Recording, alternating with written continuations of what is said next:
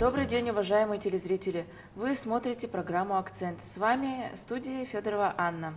4 ноября мы празднуем День народного единства. В России этот новый всенародный праздник был введен в 2005 году. Об истории и значении праздника нам расскажет Алена Волкова, магистрант исторического факультета Северо-Восточного федерального университета. Алена, добрый день. Добрый день, Анна. С вас с праздником. Алена Волкова окончила педагогический институт Северо-Восточного федерального университета по специальности учитель начальных классов в 2016 году. Поступила в магистратуру исторического факультета СФУ по направлению учитель обществознания. Прежде чем начать, давайте посмотрим опрос и узнаем, что знают ли якутяне то, что 4 ноября мы празднуем, и о значении праздника. Понятия не имею. Примирение народов. 4 ноября – День народного единства. Праздник единства. День народного единства и солидарности. Не знаю. День единства. Праздник как праздник. Это победа, по-моему, русского народа над польскими оккупантами, кажется. Ничего не знаю. Да ничего не знаю. А это который Ельцин вел, да? Ну вот эту историю я не проходил. Это День народного единства. И мне кажется, что действительно такие праздники сегодня нужны, потому что наша молодежь, дети тоже должны знать свою историю. И как раз 4 ноября, когда в Москву, значит, основание не только Москвы, да, но России, да, считается в целом, это Пожарский, Минин, да, и мы должны этот новый праздник уже передавать с той истории. И, наверное, более старшее поколение, даже среднее поколение должны ходить во все школы, встречаться с детьми, и чтобы дети знали, что произошло именно 4 ноября. Давайте вначале обратимся к истории праздника. Можете нам рассказать поподробнее? Да, исторически этот праздник связан с окончанием смутного времени в России в XVII веке. Как мы знаем, в России было две династии. Это династия Рюриковичей и династия Романовых. Смутное время начинается в 1598 году с распадом династии Рюриковичей, то есть когда со смерти сына Ивана Грозного Федора до 1613 года, когда на русский престол воцарился первый из династии Романовых Михаил Романов. Смутное время — это эпоха глубочайшего кризиса в России.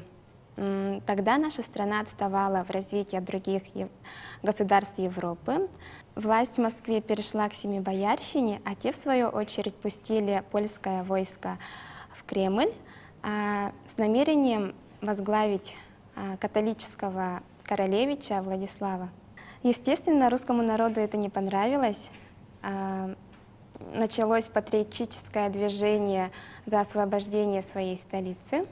Первые два ополчения потерпели поражение, только третье ополчение под руководством Кузьмы Минина и Дмитрия Пожарского изгнало поляков из Москвы. То есть 4 ноября 1612 года Москва освободилась. В 1613 году Земской собор назначил царем Михаила Романова, и тогда у нас в стране закончилось смутное время. Данное событие продемонстрировало образец героизма и сплоченности народа вне зависимости от религии и положения в обществе. То есть, по сути, День народного единства — это не новый праздник, а возвращение к старым традициям? Да, совершенно верно. Какое значение для России имел подвиг Минина и Пожарского? Этот подвиг символизирует не сколь победу, а именно сплоченность и единство народа. Какое значение этот праздник имеет в современной России? Расскажите, пожалуйста. В современной России этот праздник призывает народ вспомнить не только исторические события и напоминает гражданам нашей многонациональной страны о важности сплочения.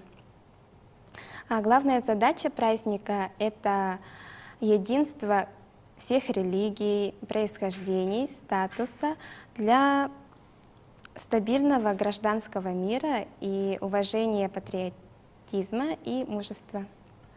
И ваш факультет проводит конкурс, приуроченный ко Дню единения и согласия. Расскажите поподробнее, пожалуйста, для наших зрителей. В честь этого события наш факультет проводит конкурс среди учащихся 6-11 классов. Если вы желаете участвовать в нашем конкурсе, вам нужно будет ответить на наш вопрос и отправить на электронный адрес.